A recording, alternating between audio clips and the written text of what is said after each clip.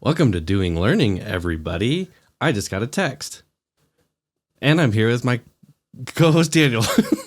I did not get a text. That was so distracting. It's like, I have to look right now as we're starting.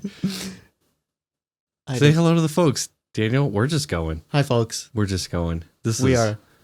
The great start for our 60th episode. Is it? This will be 60. Oh, my gosh. So I thought that was pretty cool. That is pretty sweet. Daniel, I wanted to focus in a little bit. Okay. Because I was looking at the calendar. Mm-hmm. This episode is going to come out on July 2nd. So this is effectively our 4th of July / Happy Birthday USA 250th birthday episode. Okay. Happy Birthday USA in 2 days. Happy Feliz cumpleaños. Feliz cumpleaños. Cumpleaños. Cumpleaños.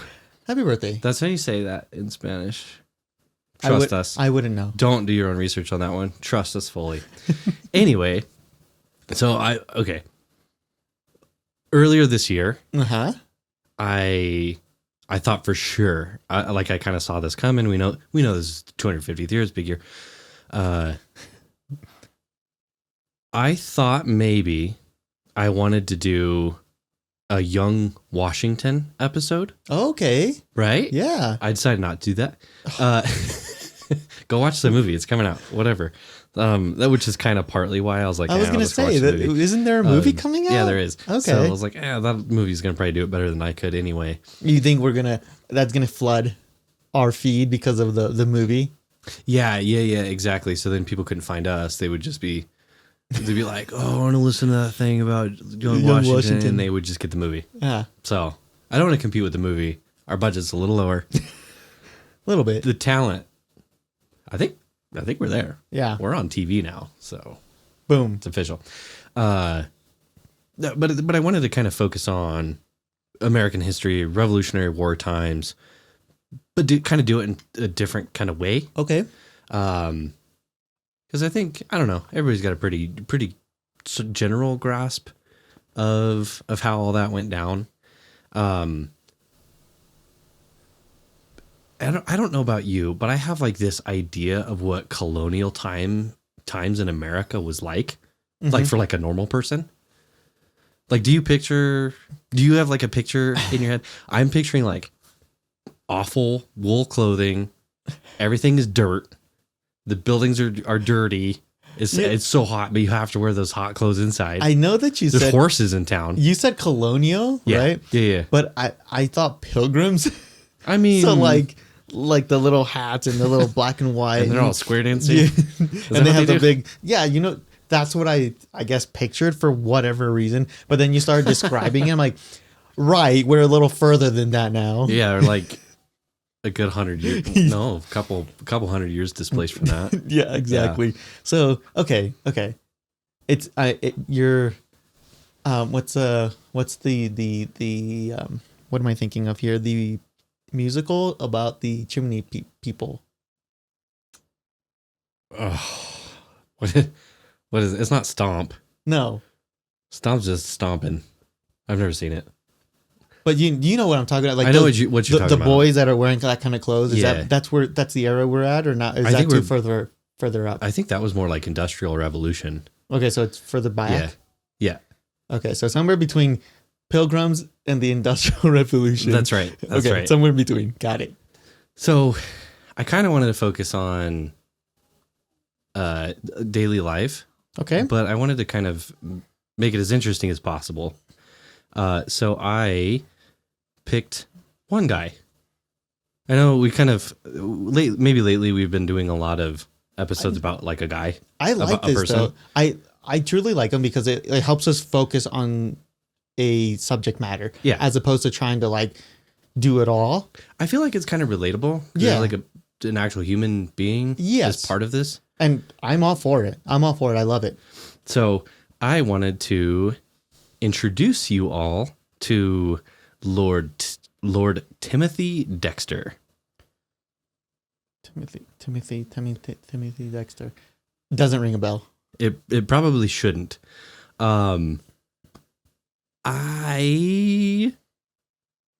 I would maybe in a tongue-in-cheek way kind of say that he is the epitome of the American dream. Okay. However, you'll come to meet him and you'll see what you think about him. This is either the luckiest person, the luckiest idiot, or like some kind of secret genius, or like it's hard to tell if you should root for this guy or root against this guy. Okay. So anyway, Lord Timothy Dexter.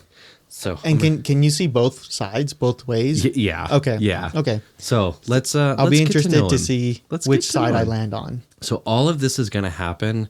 Kind of the main crux of his life takes place kind of during the revolution and in the years post. So that's kind of what I'm saying. Like, this is what was going on while the revolution was going on, sort of like daily life. Okay. Just gives you another glance about like, it's not just like if war in every town all the time. Like they're off. I don't know. It was weird for me to kind of picture what's going on, because I just pictured like it's war. That means everywhere, everyone at all times is like hunkered down and like cities are being destroyed and stuff like that. That's probably not really the case. It's Right. like they're kind of fighting over there. We're going to kind of stay over here, and the fight's going to just kind of, I don't know. I don't actually know how it worked. We're not going to talk about that. So I might get into that later. That's something else. Yeah, This is about Timothy Dexter. Lord Timothy Dexter. So I'm going to take you back to 1747, where Timothy was born in Massachusetts. Where is his? Here we go. In Malden, Massachusetts. He was born into a farming family. He is just a guy. So he's not a lord yet. He's not a lord yet. Oh, Okay. we will get there. So he was born into just a poor family, and this was the kind of more often than not, whatever you were born into is what you died into. You know what I mean?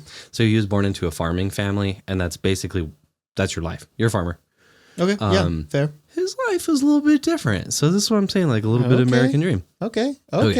So his family was nothing fancy, poor, just farmers, right? By the time he was 8 years old, he gave up working on the farm to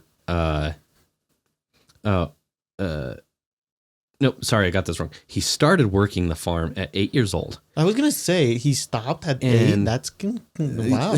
Yeah, you could see that happening too. I can. This is where what's a little bit odd about it is when he turned 8 is when he actually started, like, he was hired out to work on farms. Yeah, it wasn't So like go help your mom. Go he help was an your pa. employee Yeah. of somebody, maybe his family, maybe other families in the area. You know, he was working the farm those 8 years as well, right? Mhm. Like as soon as he could start moving around, he was Right. working the farm. He already had that 20 years experience at 8 That's years right. old. Yeah, exactly. Yeah, right out of college. So he didn't go to school. Yeah. Right. No, there's zero school, zero education for this guy. Pretty normal. By 16, he was done with the farm. He's like, okay, we got to move on. We're going to do something else. So he picked up an apprenticeship at a tannery, a leather shop, Okay. which sounds nice, right? It's a trade. Yeah. It was literally the lowest of the low trade that you could get into. It was like, if in this day's trades were above farming, it was literally the smallest step out of farming and into a trade. So it was like super low paying, not respected. It stunk, right? So like this is not, it's not like a blacksmith or whatever. Like Right. would be really, But maybe a big thing. Even if it's the lowest of the trades, it is still respected more than the farming. Yeah. Okay. Yep. So Trades over farming, but still the bottom rung of the ladder. So so he still has somebody to make fun, like he can make fun of farmers, Yeah. kind of thing. Like if you were to say making fun of somebody. Yeah. Okay. I wasn't sure if it was like, oh, he did a lateral move to go up. No, it was probably up to go up Okay. in this case, but it's very, very, very small. Very step. small step. Gotcha. Yeah. So now he, instead of smelling like manure, he smells like tanning. Tan leather. Yeah. Yep. So there you go. You got to give it to him. He's an ambitious guy. So that was when he's 16. When he turned 21, he decided to move to town, which was Newburyport, Massachusetts. I feel like I've heard that. Newburyport. That's the whole town name. Newburyport. Okay. Maybe you have. I honestly, I don't know. It was like 30 miles away from his other town, which that's pretty significant, I think, back in this day. It's not like you could move that far easily on horses and carriages, whatever. There's transportation, there's means, there's roads in between stuff, of course. But just the way that you died into whatever you were born into, that was a pretty good move. Pretty good move. Right. Pretty good move. Old Tim Dexter here. This is where things, okay, not yet. Newburyport. Let me talk about Newburyport for just a second. Shipping town, bustling, trade, right? You're thinking, they have like wharf and the docks and trade coming in and, skilled people working the town and trading with whoever's coming in and out, right? So he, having some experience working in a leather shop, got into a little bit bigger leather shop. Now that it's not one out in the boonies. Now it's in town. Yep. Okay, cool. So he started getting into things like moose hide trousers and gloves. Okay. Moose gloves. Sounds pretty fancy. I feel like those would be good working gloves. I don't know how good moose hide is, but a good leather glove is real nice, right? You got to figure they're pretty tough. Yeah. So I have no idea. He's dealing with stuff like, I don't even know what they did with it. Whale blubber was a big thing that they dealt with. Isn't that? I can't remember what they did with it. A lot of it's fuel, right? Yeah, you could burn it. Yeah. Yeah. So the point is it was gross. Still, blubber nuggets. Blubber nuggets. Yeah.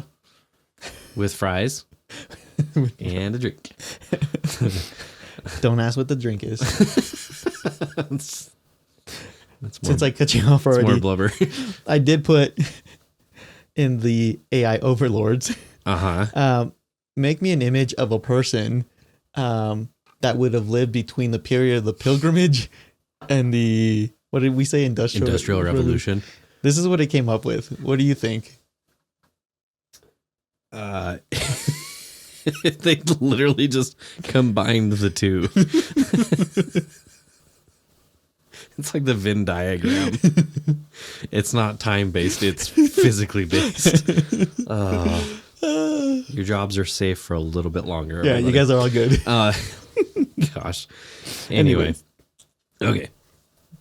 Now is where Tim's going to make his big move. Okay. So Tim was always, like I said, he was ambitious. He was always looking toward, because he grew up with nothing. So he was always looking toward the upper class. And he wanted that. He wanted to be rich. He wanted to be known. He wanted to be popular. He wanted to be liked. And he wanted to be a millionaire to buy all the things he never had. Yes. I don't know what that's a reference to. Should I know that? He wanted to be on the cover of Forbes magazine, smiling next to Oprah and the Queen. You Bruno Mars? You guys will understand. Yeah, there we go. Okay, I don't know what song it is, but I know it's Bruno Mars. That's all right. Here we go. We got it. So Bruno Mars went to somewhere. Anyway, I don't know how he did this. I couldn't find a lot of information on this. Okay. I mean, it's the 1700s. So yeah, homeboy married up big time. So he married one, Elizabeth Frothingham, which is the worst last name I've heard in a long time. Frothingham. Yes, Frothingham. I guess Elizabeth Frothingham. But if you say it fast enough, well, it's probably actually like Frothingham. Yeah, exactly. Not Frothingham. Which, that's how I'm going to say it from here on out. I don't know why. That just reminded me of freaking Batman. You know the series of Gotham? Yeah. Like the big series that they made. Oh, yeah. Well, TV series. TV series, yeah. But every time I see the title, I cannot unsee Got Ham. Got Ham, question mark. Elizabeth Got Ham, Frothingham. Okay. Here's her deal. She's a widow. Okay. Of about a year. So she was without a husband for a year before marrying Tim. Mm-hmm. I don't know how they met. I don't know why. Yeah, what kind of circles would they be in? I have no idea what this guy did to convince her that he's a catch, but he did it. So she's a widow. She's 9 years older than him, and she is filthy rich. What? Yeah. What? Yeah. Her family, the Gilmans of New Hampshire, had at some point produced a governor. So good for you, Timmy. The notes that I found say this, quote, "The marriage was almost certainly not romantic on her end." Then what? He's purely, I don't know, physical? Maybe I don't know. I never saw anything that said he was a looker. Don't know. Don't know. This is one of the mysteries. I just don't have an answer for you. And just remember, just kind of keep this one in mind as we continue to learn about. And you said 9 years older? 9 years older than him. Okay, and at the time he's 21? He's 21, so she's 30. Okay. So, I don't know. Maybe I don't know. So he wins her over. Maybe just youth, man. Maybe he just had the energy, caught her on a good day. Yeah. Who knows? Yeah. Who knows? But that's all speculation. Yeah. Okay. So this is where it starts to get really funny. So, Tim Dexter, he gets in on this and he's like, I'm finally rich. I'm in. I did it. I am in the upper class. I have money. I can do things. I have power. Awesome. This is cool. Except for the marriage was a disaster from the start and it gets worse. So she was really like an angry person. She was really sharp tempered. And one of the reasons, of course, is that we know Tim Dexter was uneducated. Mm-hmm. Homeboy, he couldn't spell. He couldn't spell America. Spell, read, math, nothing. He didn't have it going. Yeah. He didn't have it going on. And even if he was formally educated, I don't know how much that would have helped. I'll say that. Years later, this is so funny. He would later refer to her in his book. A little spoiler, he writes a book. Oh, wait, what? So he referred to her as the ghost, Ghost, the ghost, a woman I married, Maried, and announced that for 35 years, quote, I have been bin in hell. So we'll get into that a little bit later here too. You said 30 years? 35 years they were married. Wow. So and I know you said it, you touched a little bit, but her family was the one with money. Yeah. Like she didn't marry into money. Like correct. Okay. Yeah, she was born into money. Okay. Yep. I'm assuming her late husband also probably had money, but it was just like it wasn't like she got her money from him, right? Right. So okay. Yeah, it was her family money. He was probably rich too. Probably, yeah. I don't know. Unless she has a history of marrying down. I don't know. Didn't get into that. I don't know. She might be one of the most patient. Like I just described her as kind of angry, but given who Dexter is, it makes sense. She might be one of the most quiet, like understated, dedicated people like ever. So I don't know that she's a hero necessarily, but she dealt with a lot. So, okay. So that's kind of, the background of how Dexter gets his start. Wait, upon marriage, is that where he gets his lordship then? Not yet. Nope. Okay, not yet. Okay. No. I'm like very like focused in on this lordship. But I'll let you roll. Yes, of course. Okay. There's a little bit of missing things from my notes. Okay. So he gets in. He's got money. And this is where things start kicking off for him, right? He's like, cool, I'm in. People are going to respect me. This is going to be great. Mm-hmm.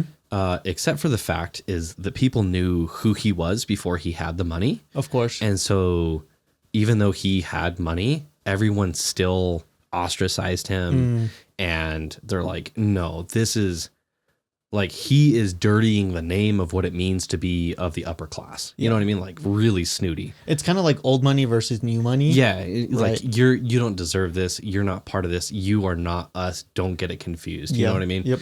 And so he's like, okay, cool. Money's not going to do it. I gotta like do a little bit more. I gotta get into it a little bit more. So he looked around at all the people around and said, what are they doing? They're rich. Okay, cool. But what else are they doing? Politics. I'm going to get into politics. Wow. The ambition on this guy. Yeah. You got to give it to him. Yeah. So he decides, I'm going to get into politics. So he wrote like the town council, whatever it was called or something, basically asking them for a position.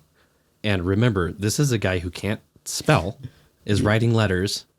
And like he's writing letters saying like, I need a position, give me a position, whatever. Like he doesn't even want to like run or like state his case. He just wants it. He just wants to be involved in politics. Yeah.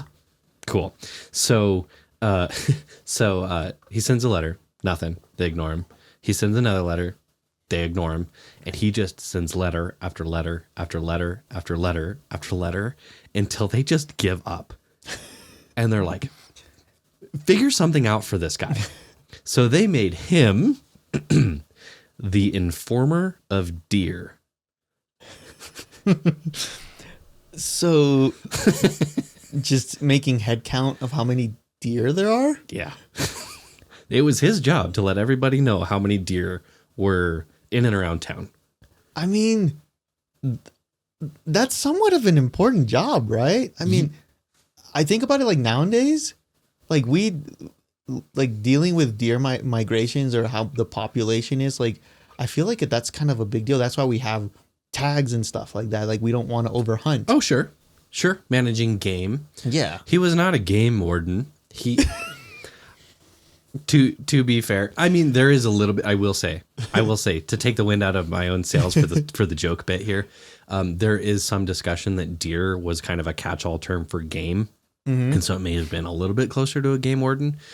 It was 100% a made up position for him to just let people know if a deer came into town. And really the kicker with this, Daniel, is that a deer had not been spotted in Newburyport for 19 years. Oh my God. And he's like, yes, I am in. So he became the informer of deer. And I feel like the way you've already described this guy, he's going to take this job so seriously. Oh, yeah. Oh, you can just imagine him stomping around town and be like, how's it going, Tim? He's like, great, just looking for some deer. Have you seen any yet? Nope, not today. I'll keep looking. Like, yeah. And he's just out and about every day doing his job. And mind you, the Revolutionary War is going on. They are fighting, right? Like, so this is what he's doing while the war is going on. So I'm sorry. I don't know if I caught, what age is he now? Do you know? It kind of gets soft in here, but he's in his 20s. And he's still in his 20s. This time. Okay. Yeah. And I wasn't sure if it was like a big drift to like 30, mid 30s or whatever. The dates kind of get less meaningful in after this next point. Okay. After that, it kind of doesn't matter. It's basically just how he lived the rest of his life. Cool. So here's what was going on.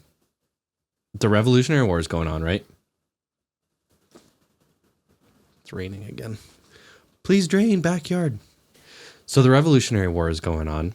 And so at some point during the war, I think it was like 1775, the United States government at that point, if you could call it that, what would become the government, decided, because they're in war, the currency and the finances and just how all of that was working out was getting really kind of weird and dire.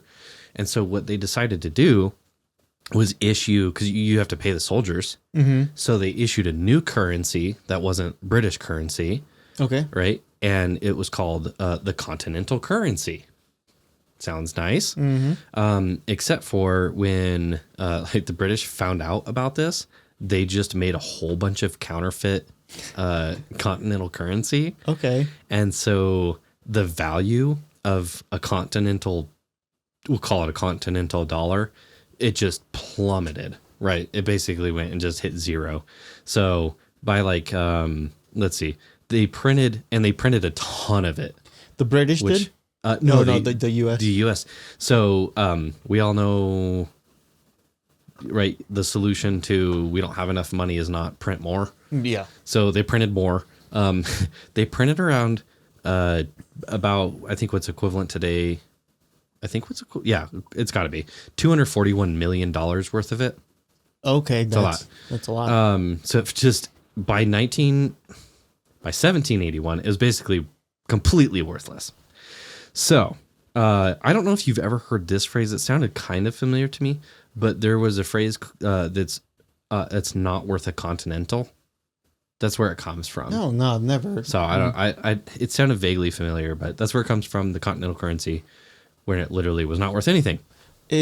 Would that be worth something today though? Like as a currency collector? Probably, right? Because probably. I would imagine even the what's it called, the ones that the British did to flood the counterfeit one? Counterfeit. What a cool piece of history. Yeah, it would be sweet to have the real one and the counterfeit one side by side. Yeah, that'd be pretty sweet. It would be cool. I would love to see it. Yeah. I don't know how. Oh, it's gonna rain pretty good. We should be okay. Let's keep pressing on. Yeah, I don't know if they're still around or what. Okay, so then let's get back to Dexter. Tim Dex. I don't know why Dexter is easier to say. Because it is. I don't know. Anyway, let's get back to him. Yeah. So he's not really getting the respect that he thinks he deserves in politics. He's like, okay, what else do I need to do? So he's like, I need to get into speculation. Right? Mm-hmm. So he's like, I need to get into the markets. I need to turn my money into bigger money. So everyone around him, they, some other wealthy, well-respected people did this, but a lot of the people around him were constantly convincing him to do dumb things just because they didn't want him in their circles anymore. They wanted to ruin him. So they decided to buy up the currency.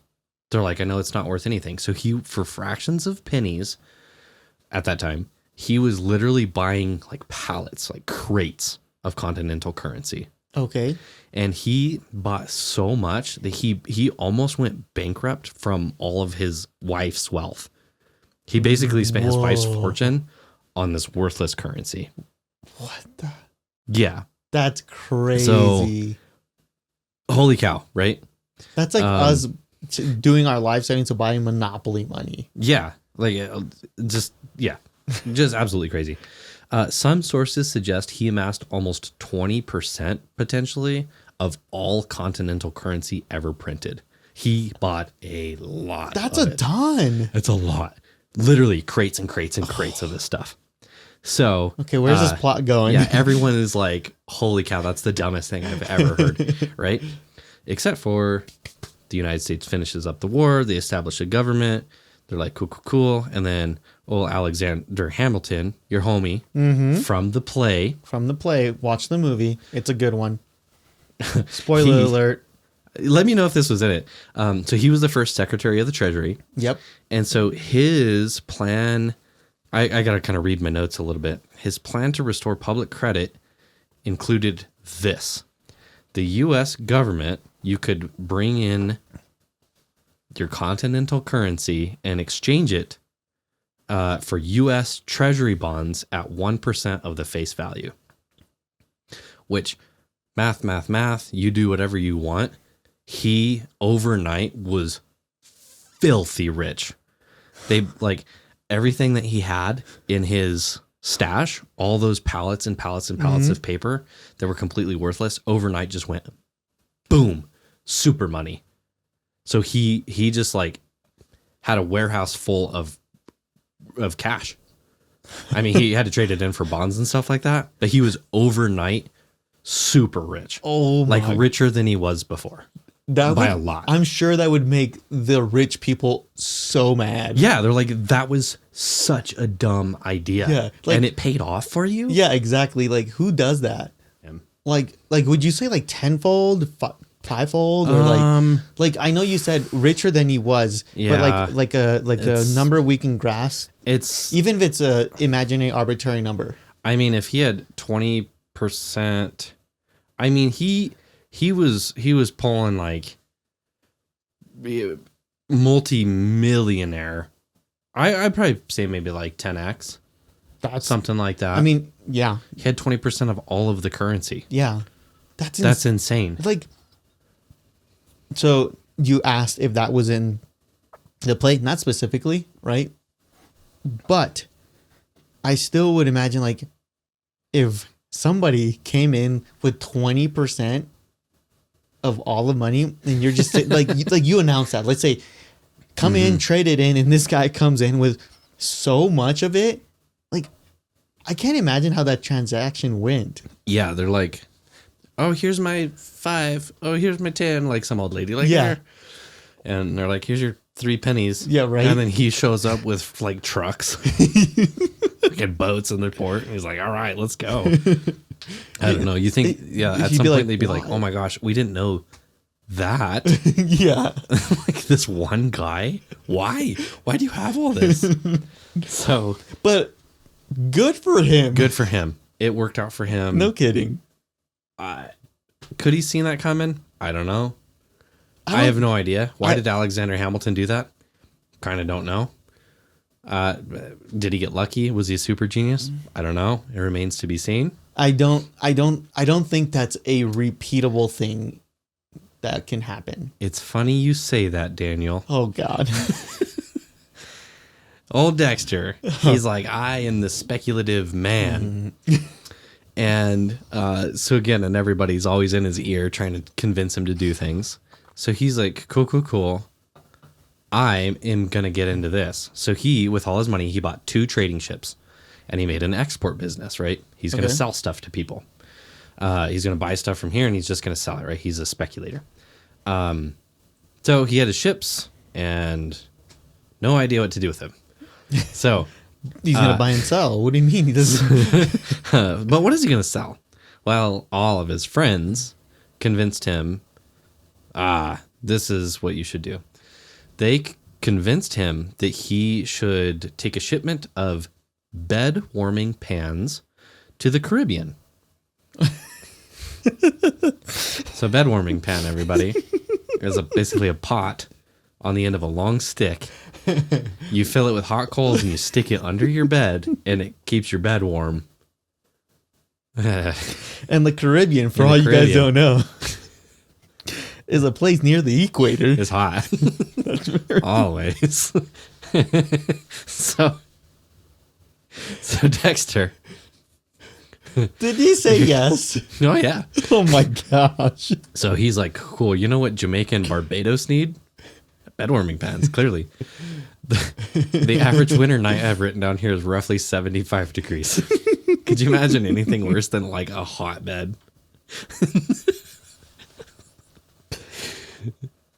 God.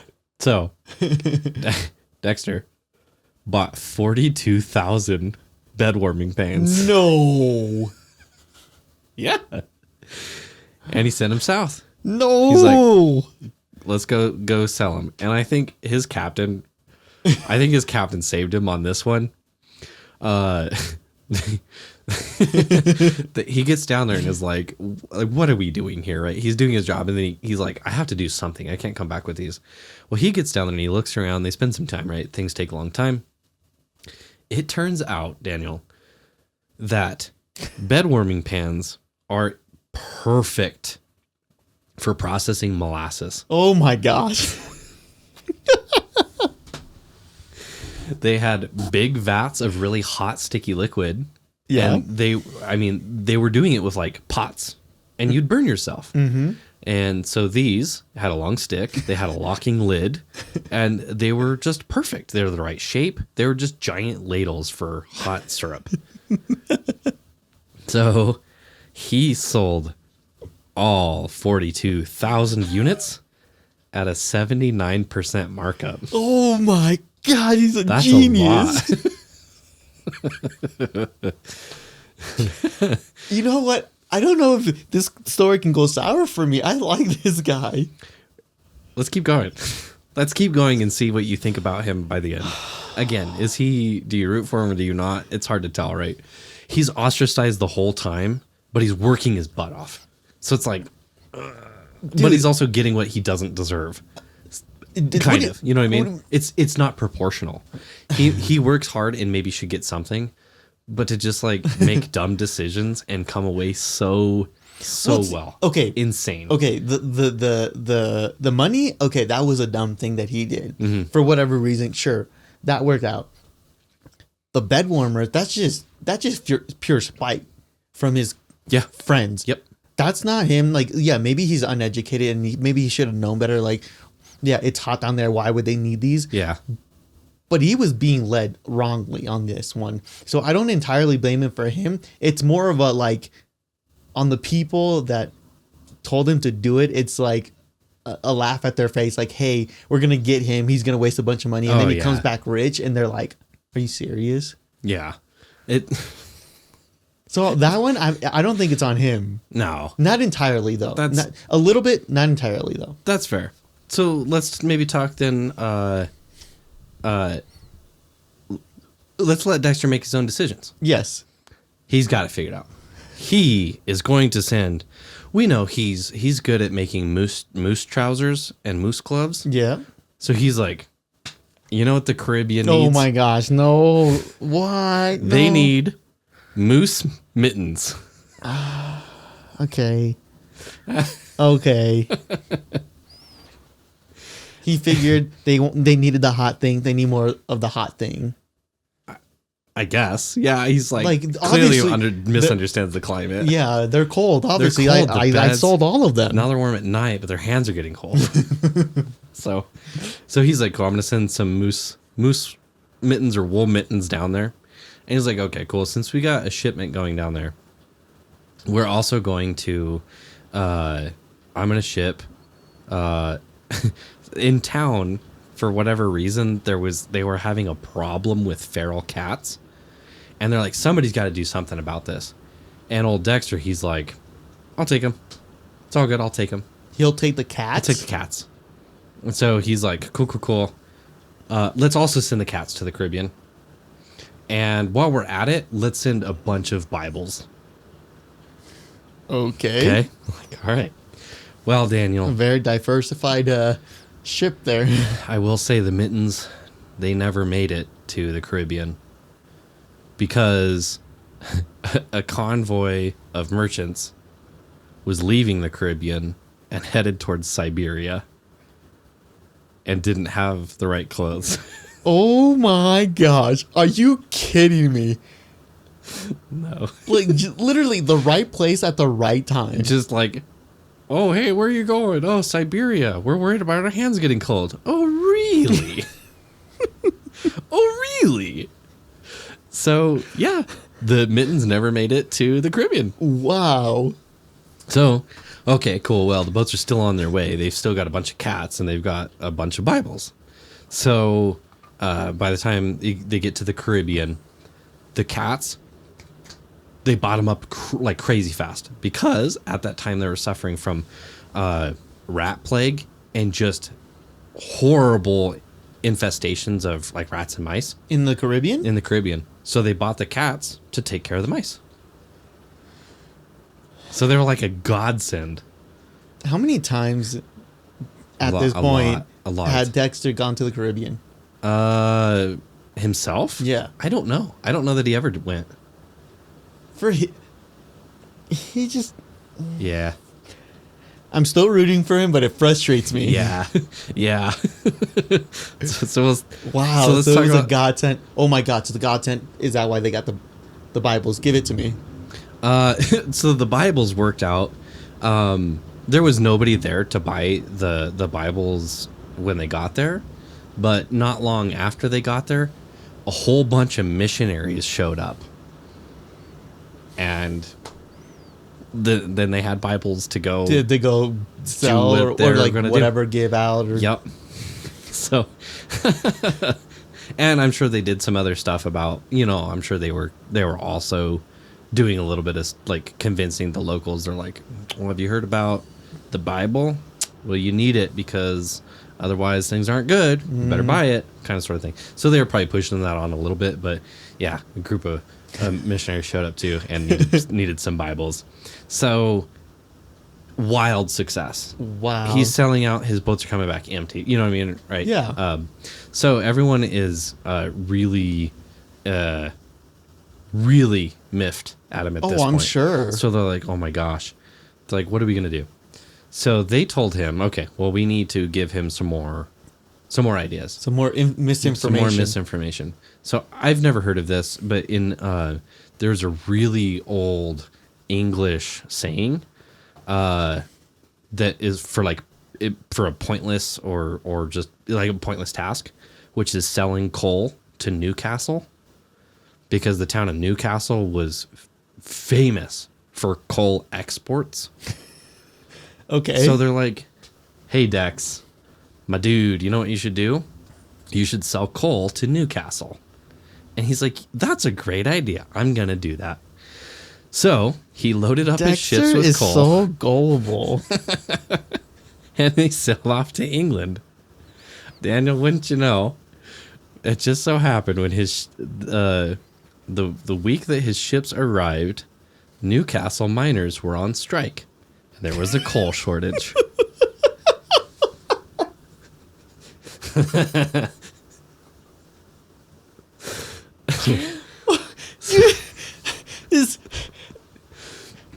Please. I don't know if this is the greatest joke you've ever pulled on me, if this is actual history, because this is amazing. So Dexter is absolutely a real person, and a lot of this is corroborated by first primary sources. There is a little bit of things where it is a bit confusing if this is tall tales or a legend of his time or what. Like, it's kind of hard to tell who this guy is. Right. But as far as you can tell, most of this is probably kind of real. Like, I don't know. Like, he's like the worst folk hero. It's like Paul Bunyan, Tim Dexter. So, but Paul Bunyan isn't real, and Dexter is. Yeah, well, maybe. Maybe. That's my point. Like, if you're going to make up a fake story, like, why? Like, I don't know. So, okay, I have one more. I have one more for you. Okay. So, at this point, it's hard to tell, like, if he's super lucky, is he a super genius? Does he know something? Does he know what he's doing? Right. It's impossible to tell. So, okay, at some point here, what was the word for it? He's like getting his boats fixed or something, and I'm gonna get the word wrong. One of his sailors or one of the people working on his boats was like, hey, we need more, I'm gonna say the word strapping, like we need more strapping to take care of some of this stuff. And that was like a word for like rope or something like that. Well, there was like another meaning of it. And so Dexter misinterpreted what he meant. Yeah. And he bought all the whale bones. He bought like all of them. Okay. So like there's a market for whale bones, and he basically bought everything that you could find in whale bones because he thought that that's the materials that he needed to fix his boat. Well, by the time he figured that out, he's like, oh, rats. Whoops, that's not it. But he had the majority share of all of the whale bones, so he dictated the market. So there's kind of two stories that go here, is that he just bought everything, inflated the prices, and sold it all. Or it was also hitting at the same time that, it's called a stay. Sorry, a stay. not strapping, a stay. So that was like a thing to fix a boat, but also it was a thing used in corsets. Like, yes. So it's the rigid structure inside, and they would use whalebone, and those became super popular right after he bought all the whalebones.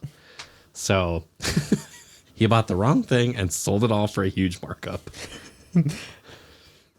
Wow. So I mean, not only did he control the market, he had the majority. I guess that goes hand in hand. If you control the majority of it, you control the market. That's why monopolies are a bad thing. Yeah. But the fact that something very popular that used his material came about at the same time. Yep. So here's where Dexter finally, he kind of comes into his own, because at this point he's filthy rich, right? Mm-hmm. He's got boats, he's got a big house, he's got tons of money. Let's see. Okay, so he ends up buying a mansion on High Street in the town. So this is like the rich of the rich have houses here or whatever, and he bought one of them, like an estate, right? Okay. He had all the money, but he had no idea what to do with the house. So he decorated it how he thought rich people should decorate it. And so you can just imagine how ridiculous thing. This would be 100% me, like, oh, I'm gonna try to be like, oh, I think this is new or modern or what the kids like, right? Yeah. So he put a large gold eagle on top of his house. At some point, he had an actual lion in his yard, and he would charge people to come see it. That's pretty rad. It's messed up, but rad. Yeah. Where do you get a lion? I don't even know. And then Daniel, he started building statues. So he decided he was going to make, basically, he called it something like a museum or a work of art that would rival anything in America. Like that's where his head's at. Okay. That was his words. So he built 40 giant wooden statues of famous figures. And then they were painted and stuff. So there are people like he himself, or he had them commissioned. Okay. So like George Washington, Thomas Jefferson, John Adams. It says the first 3 presidents stood together on a giant arch. Napoleon, cool. Louis the 16th. Okay. Some French person. Do I know who this is? Toussaint Louverture. Why does that sound familiar? The Louvre, maybe? I don't even know. I don't know who that is. What's the name? Toussaint, Toussaint. Toussaint Louverture? Yeah. We're going to learn right here on the fly. He looks like he's a general. Okay. Maybe he fought in the French army that assisted the... He was born a slave in the French colony of Saint Dominique. Okay. Now known as Haiti. He was a devout Catholic, but he became a general of the French. Okay. Yeah. So French military. Yeah, general. And he looks like where was he? Was he in Hamilton? He was not. Wait, I don't think so. No. I haven't seen it. This is interesting. I kind of want to know more about him. I'm going to keep this page open. Bonus episode. Yeah. Let's see. Adam and Eve. Some Indian chiefs, goddesses, and of course, he had 2 of himself. Of course, I knew that was coming. Like every rich person wants a statue of himself for whatever reason. But you said they were wooden statues? Yeah. So I imagine they're not at all around today. One was actually there's so a lot of them were lost. Some were kept in the mansion, but then there was a fire in like 1988. Yeah, I fear that. It's like yes, one of them survived, and it was sold again in like 2013. Oh, okay, or something. So there is at least one around. I don't know what it sold for. I don't know which one. And that's it was. crazy because it definitely corroborates that this guy was he was a real guy, absolute real guy. Yeah, an absolute wild guy. Daniel, so each one of these things had an inscription. The one of Thomas Jefferson, I'm gonna butcher this. The guy who was doing the inscription on it, like he was holding a scroll, right? Jefferson, and he was writing Declaration of Independence on it. And Dexter came up to him and he's like, "You idiot! What are you doing?" He didn't write the Declaration of Independence. He wrote the Constitution, which this was like only a few years after the Revolution, and like Dexter was he was wrong. And the guy's like, no, like I'm not, that's not what happened. I'm going to put this on. And so Dexter started like shooting at him with like a long barrel rifle to like, you will put this on. And of course the guy put it on. So, the other thing I saw on one of my sources, like these statues, he would kind of randomly at a whim have people change the inscriptions. So like, what was Napoleon one day would become like what, I don't know, Louis the 16th on another day, and then he would change it to John Hancock or whatever, right? So it's like whatever the statue was, he would just change the inscription depending on how he felt that day or whatever. But the ones of himself, the inscription beneath one of them read this, Daniel: "I am the first in the East, the first in the West, and the greatest philosopher in the Western world." So that's what he thought of himself. I'm the first in the East, first in the West, and the smartest philosopher of the West? Yeah. The greatest philosopher in the Western world. In the Western. I'm like, it doesn't even sound good. Like to him, he's like, "I am the first in the East and the first in the West." Like, it's so dramatic, but it means nothing. Yeah, and right? It's not true. And it's like, I don't know, guy. That's what he thinks about himself. I mean, there's a thing about like you have to be confident in yourself to do stuff, right? And then there's that line where you're crossing over to just like, no, this is insane. Like, come on, dude. Like, really? Yep. The greatest? The greatest. So at this point, he instructed his servants to call him Lord Timothy. There it is. Yep. Lord. So it's a self-appointed Lord. Gosh dang. I like that less. I was wondering how you feel about him by the time we get to the end.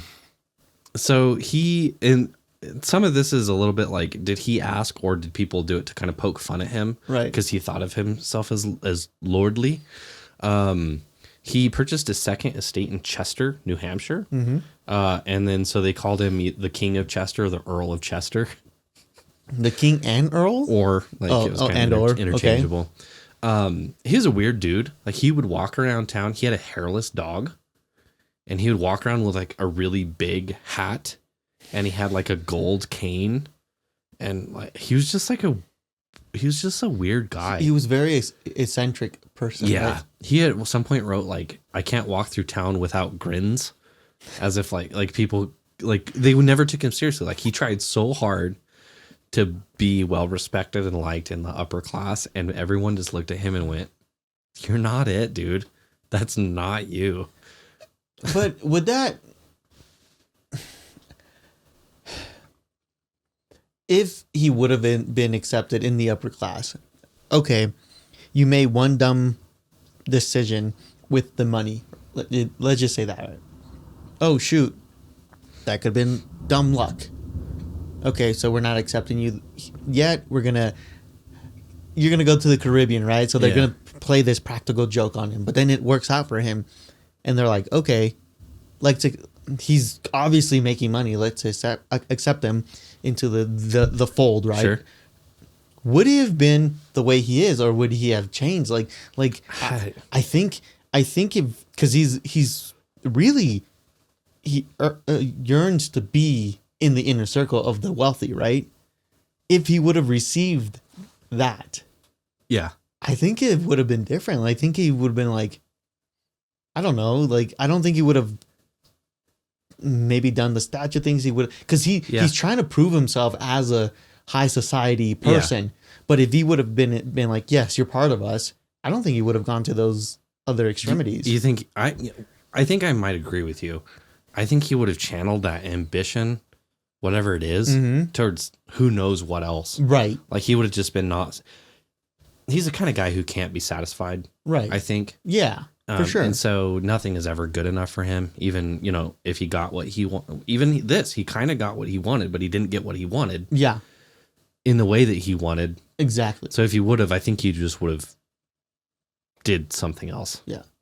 It's not bad that, like, obviously we're talking about him today because he did something so extremely different. He's notable. Yeah. At least notable. Because, like, all the other rich people, I mean, sure, maybe their names are high in stature in, like, other ways, but I don't know. This guy, at least, he's interesting to me. A person that just doesn't really care about, like, rich people, right? Yeah. This is interesting to me. Yeah.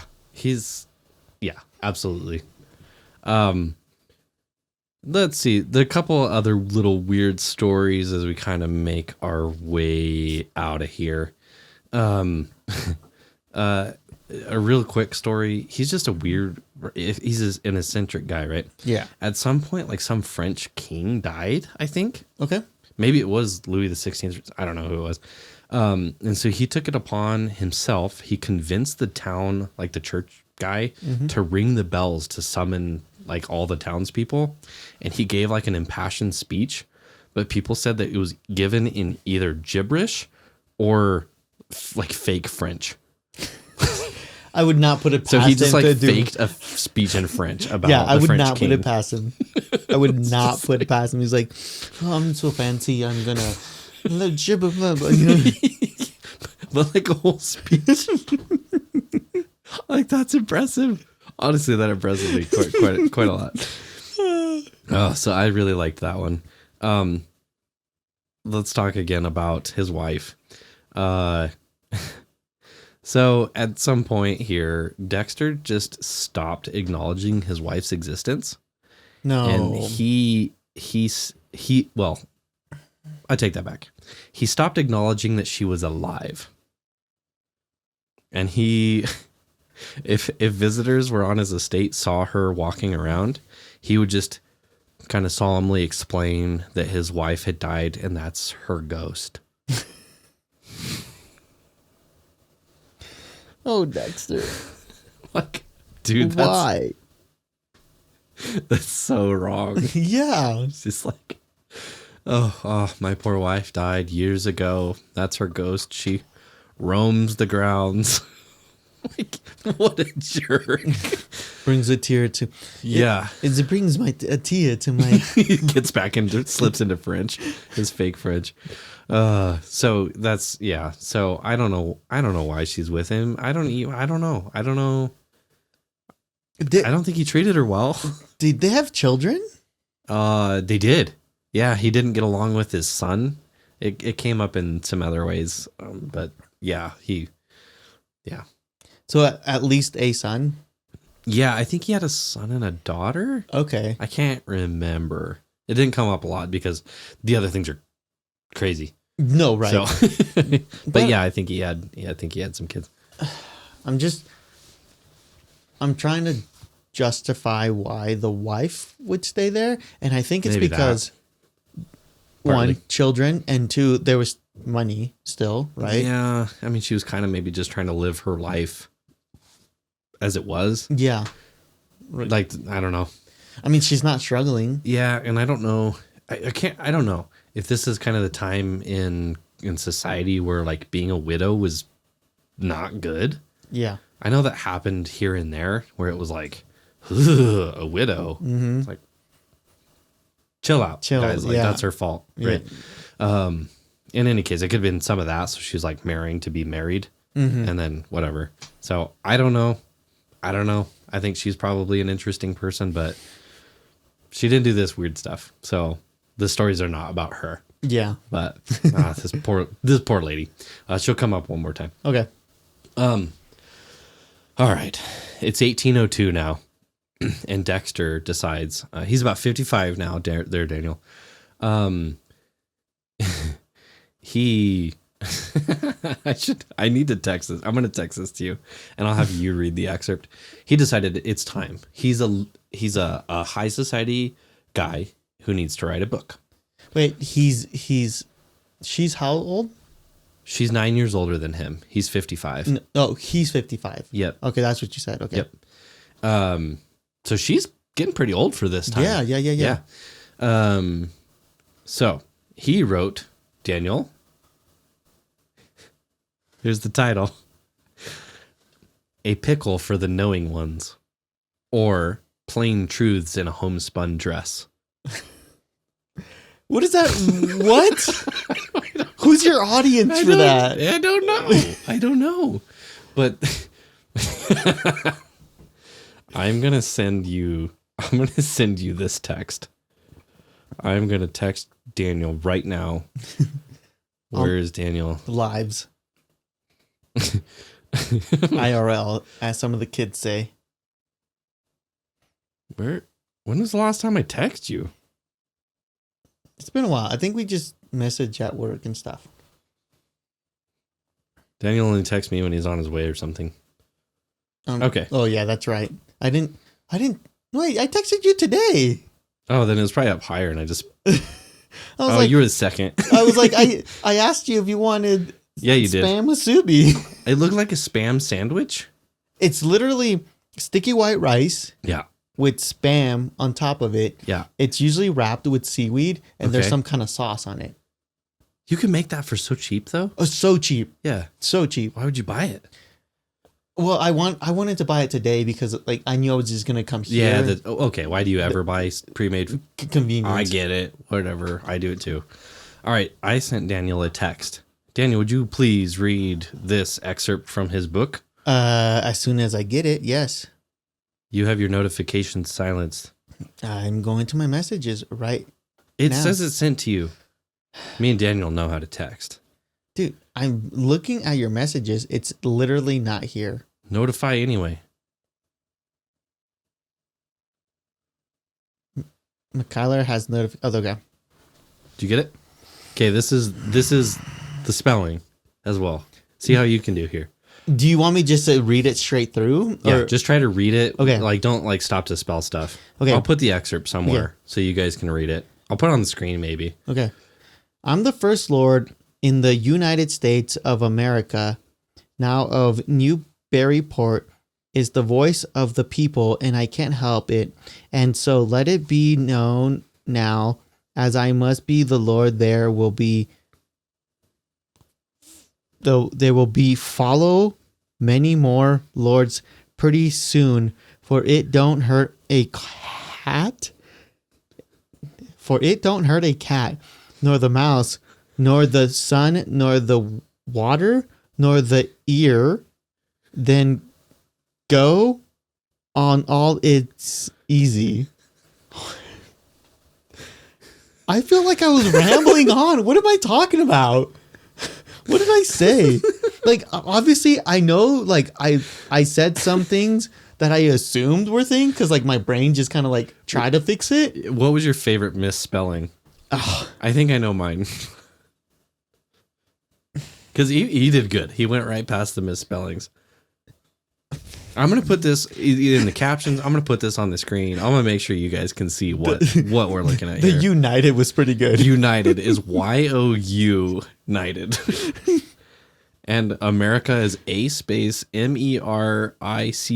Oh my gosh. My brain was not be functioning because I didn't, because of the United tripped me up so bad. I automatically knew it was United States of America. Yeah. So I just kind of passed that. Yep. Wow. Okay.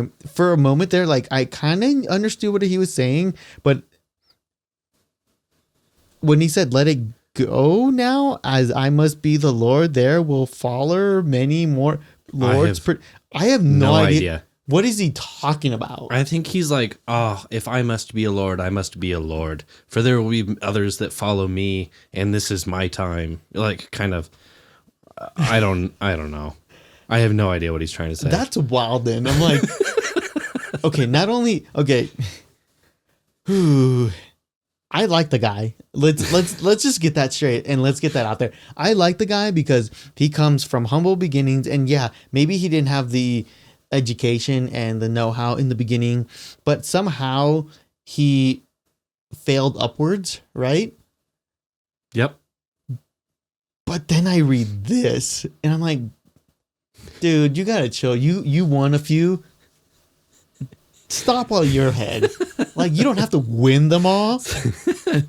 Does it make you feel better if I told you he self-published this and he distributed it for free?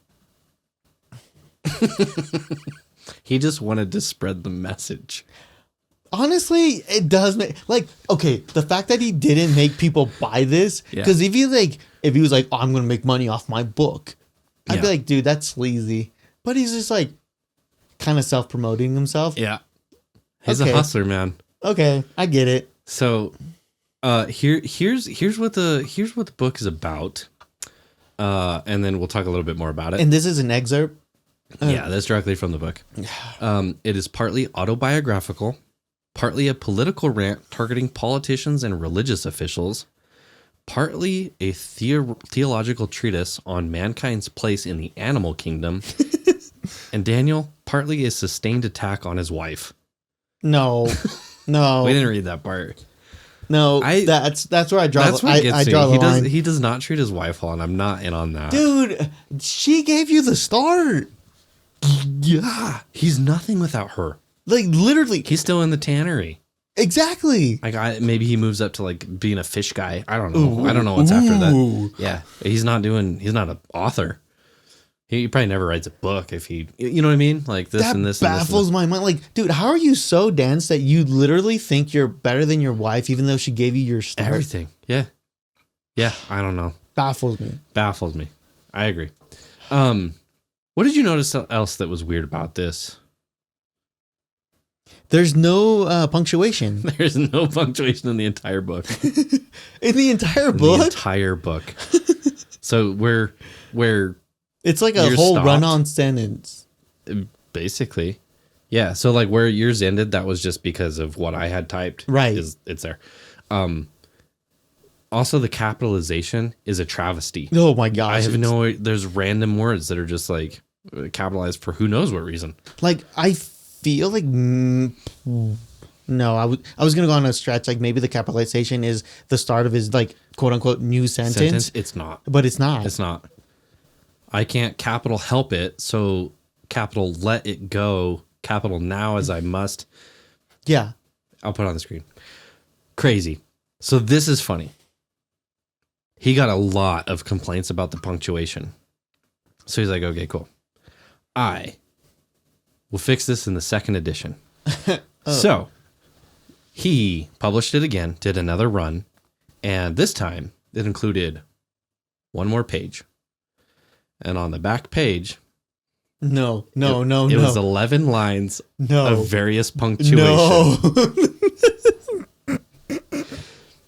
And he said, quote, knowing one's complaint of my book, the first edition had no stops. I put enough here, and they may pepper and salt as they please. Honestly, that's a baller move in my book. I love that. That's a baller. Like, you want commas? There's 50 in the back. I'm not even mad about that. That is a baller move. That's like a drop mic moment. I have to look up the picture of the punctuation page from this book. It's so funny. Is this book available? I think you could buy it. Yeah, dude. A pickle for the knowing ones. I kind of just want it for the historic. Yeah, I'd put it on my shelf. Yeah. It's just a funny like book. Literally volume 1, volume 2. Mm-hmm. You know, like just kind of put it, and people will be like, "Oh, what's that?" You know, like, "Oh, let me tell you." Yep. Like just a conversation piece, like it in itself is amazing. Yeah. You know, it's like I think it's so funny how he fought back on that. Was the second book also self-published and free? Yeah. Yeah, I think so. I can't argue with him on that. Like I feel like if you have the money and the mean and the know-how, like, dude, go ahead, do it up. Yeah. Like, I wish, like, that's how you get your stuff out. Yeah. Right? You just kind of do it. That's what we're doing. Exactly. I put commas and stuff. let's just look real quick on our favorite A to Z shopping website. Perfect. $6.24, Daniel. Atrocious. He would roll over in his grave if he knew his book was published for free was going for $6. This is an illustration of him walking his dog. It's a different dog than I would have thought. I would have thought it was like a Mexican hairless dog is what it was. That's what I thought, but that one is not very it's hard to tell on that one. It's got the pointy ears. Yeah, but the body is more of a like a wiener dog. It's not the proportions are a little bit off, but that's exactly what I thought of a Mexican hairless dog. I forget what their name is. I'm sorry for my culture. It's not long. It's 30 pages. It's got 3.7 on Goodreads. That's high. It's really high. I would say that's really high. The hardcover is $15. That one might be worth the hardcover. I think so too. The shelf. I want to see like an excerpt again. I'm really toiling with myself to buy it right now. Like that's good. Here's another excerpt. I can't even read it. It's spelled so bad. Unto you all mankind come to my house to mock and sneer. Why don't you laugh before God? Or I mean you betters think the air power. Don't know thoughts and axioms. Now I will tell you good and bad. It is not polite to come and see what the bare walls keep off of my ground. If you are the gentlemen, you would stay away. When all is done in marble, I expect to go out myself to help. If those great men will send on their likeness all over the United States, I wish all the printers to give notice, if pleases to inform by printing in the newspapers for the good of the whole of mankind. That's the book overview.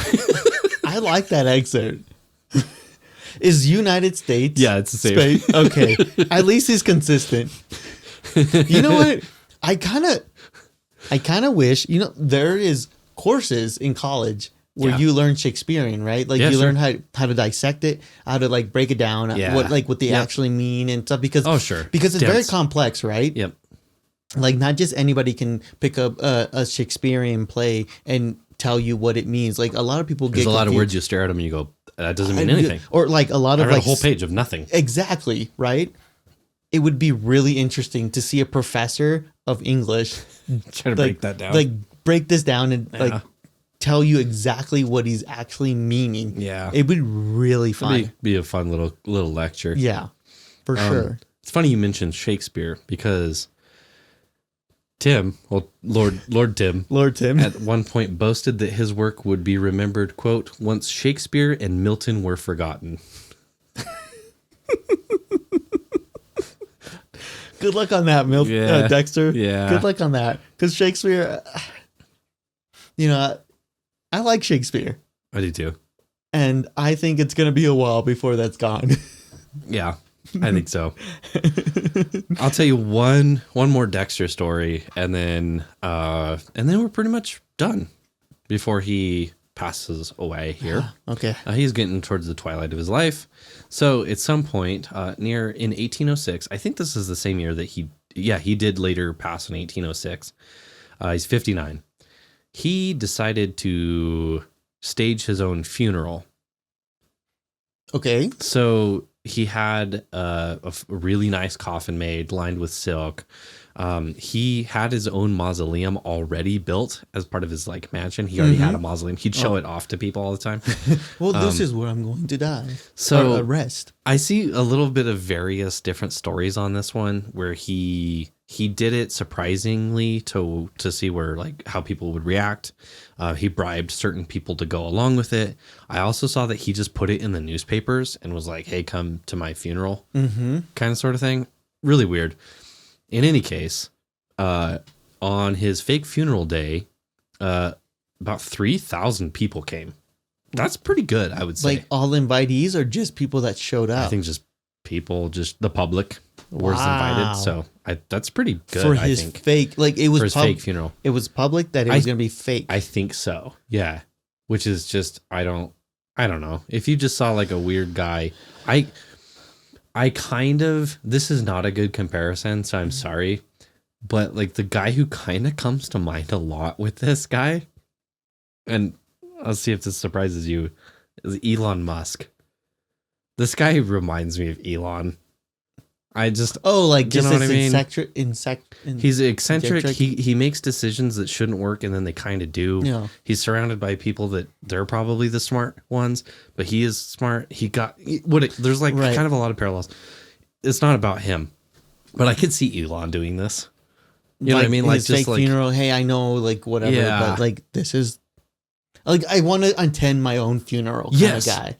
Yeah, I feel like he would be there. I feel like that too. Yeah. Like now that I think about it, Elon would definitely be like, you know what? I don't want to miss out on my funeral, so let's do this. Yes.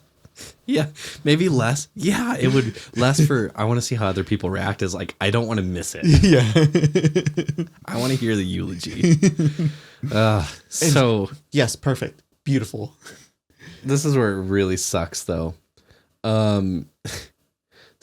They're in the middle of the ceremony, and then there's a huge commotion going on in the kitchen, and turns out it was Dexter, and he was beating his wife with a cane because she wasn't crying enough. Yeah, he's not a good husband. I think that's what his relationship with his wife puts him pretty squarely into like not likable, not likable for me. You know, if it wasn't for the wife stuff, I think I could get over his accidental successes, but he does not treat his wife well. No, that's not okay. He's gone from like I'm on his side to be like, dude, I hate you. Like, not only do you have all this success and it was because of your wife, but like, come on, dude, like you staging a fake funeral and she's not sad enough. Like, you're obviously still there. She's like, yeah, and whether she knew or not, I don't know. Honestly, she probably was relieved. Sorry. Yeah. Look at the relationship they had. Yeah. Dude, you were like, yeah. So he did have a comment about his son, who quote, performed his part to admiration, being sufficiently drunk to weep without much effort. So his son did good. Nice job, Dexter Jr. So in any case, Dexter died on October 23rd, 1806 at age 59. His estate was valued at, and I don't know what we talked about earlier. This is this current in their time. Oh, in their time. Their time. $35,027.39, which I think is like $1 million or something. So I think he squandered quite a bit of it, if I were to guess. But yeah. In any case. Oh, here you go. A hurricane in 1815 destroyed most of the statues. And then a pair of statues called Peace and Plenty were sold at an auction for nearly $60,000. So there you go. So he passes, and maybe like a little bit of a silver lining as he goes out the door might make you feel better. His wife outlived him by 3 years. Good. So she had some time to. She literally live freely. I mean, 12 years without him. Or 12. Right? No. She's 9 years older than him. 9 years old. Yeah. Yeah. Like, so. I mean, like, she just had three years at the end to kind of. Yeah. Maybe go out the way she wanted to. Yeah. So, and then he left $2,000 to the town, basically, to put in a fund that would grow interest, and then that interest would be used to help the poor. Which at that time, that's a pretty good chunk of money. If $35,000 is $1 million, then this is like It's like $100,000 to sit there and gain interest. Yeah, to mature and everything. Yeah, and then they just take the interest off the top and use it to help people, which I think is pretty cool. Is that still around today? I don't know, honestly. Because I don't know how those things work. Because I was like, that would be, if they left it alone for a little while, that'd be big money. Yeah. Big money. So probably not. The house still exists.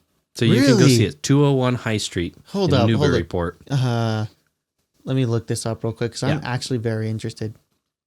201 High Street? Yep. Newburyport, Massachusetts. New Bury. Images? It's called the Jackson Dexter House.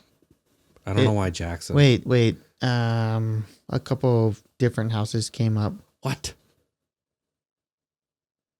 There's a red brick one and a blue, like siding one. Let me see. Like these two. I think it's the red one. The red one? I would think it is, or no, Jackson Dexter house right here. But that one said 1771 High Street. Maybe my notes are wrong or something. No, I mean, I think you're right. It's the Jackson Dexter house. It is that the mansion looking. It's old colonial style. I mean, a rectangle with some columns in the front. It looks beautiful. Yeah, it looks beautiful. It's a nice colonial era house. Yeah. I don't know how big it is. It'd be a mansion for the time. I mean, decently sized for today. I mean, for me personally, I would still consider this a mansion. Oh, yeah.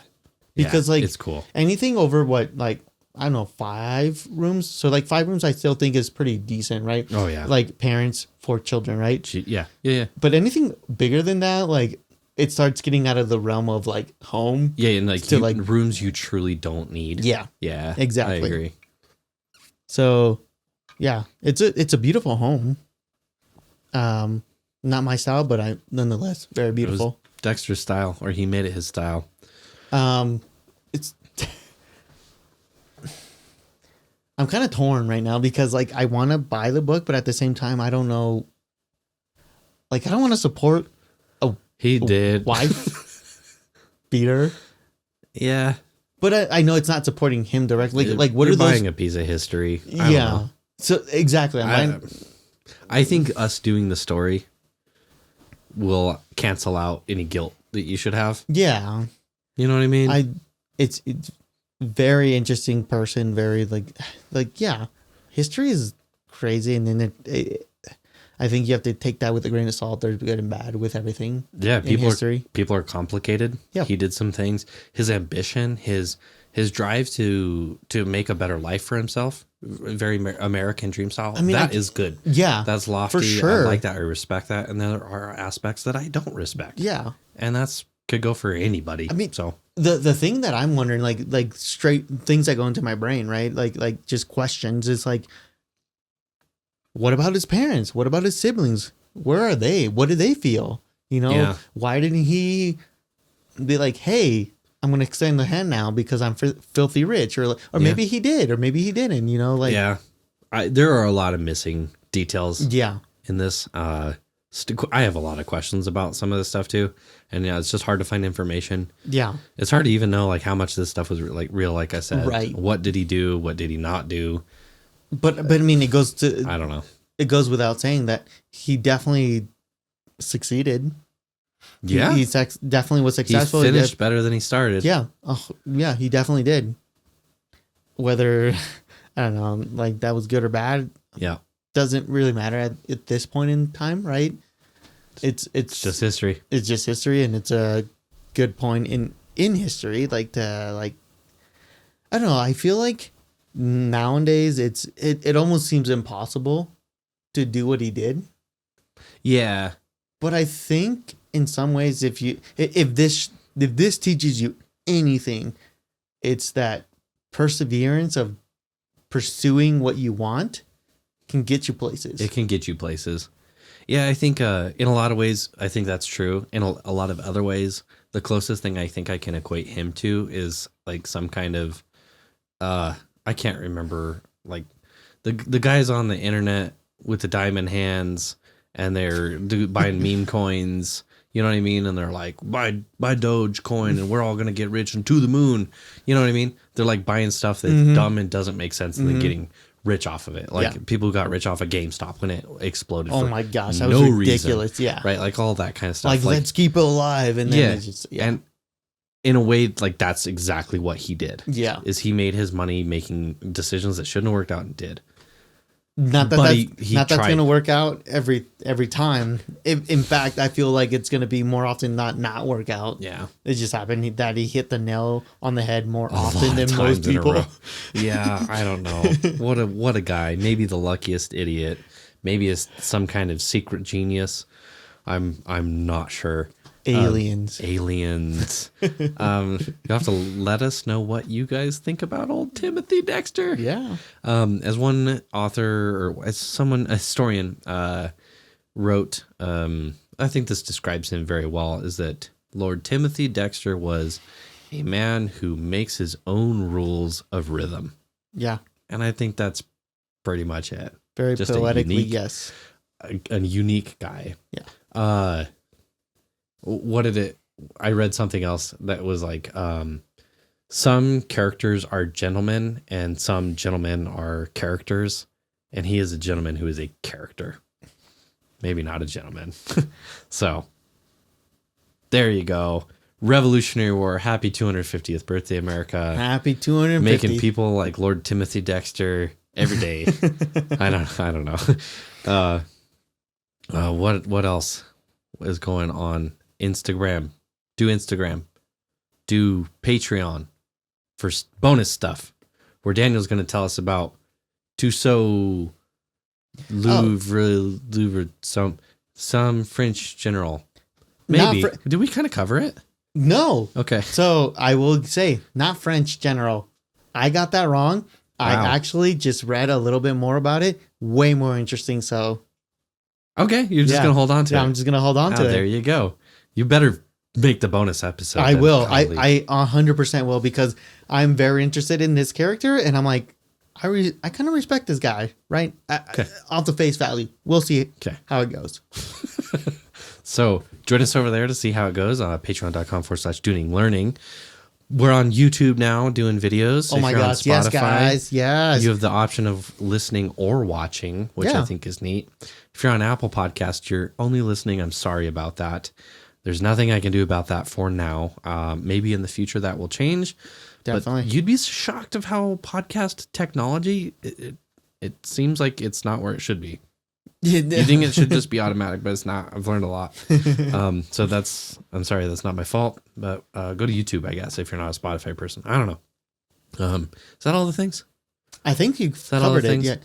Like and subscribe to things. Guys. If you're a family, like I think you probably have. Yeah. Please do that. Leave comments on stuff. It's fun and it's good for us. So, I think most of you, I know this is the end, have all probably clicked away, but if you haven't, you're the best. Thank you. First of all, you're the best. But honestly, please share with everybody you can. Tell your friends. Tell your friends. Like, we love what we do, but we want to do it more, and we want to be able to do it like reach more people. That's it. We want to reach more people because I think what we do is fun. I think a lot of people can connect to what I've heard is described as a campfire conversation with friends. Yeah. And I love that because I love going out and camping, and I love just having engageful conversations with friends. And this is what that is. And I think it's perfectly described. We're not going to tell you 100% of the conversation or information, but we will have fun telling you something we know about. For sure. That pretty much covers it, Daniel. Yeah. Learning without any of the pressure. Yeah. I miss learning. So anyway, here we are. Yep. So yeah, Miles, I hope you're still here because we're going to do the outro.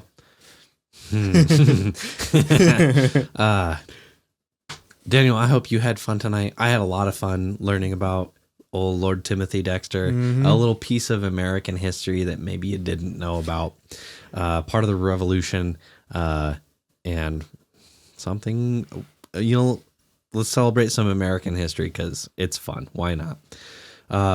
There's so much more of this.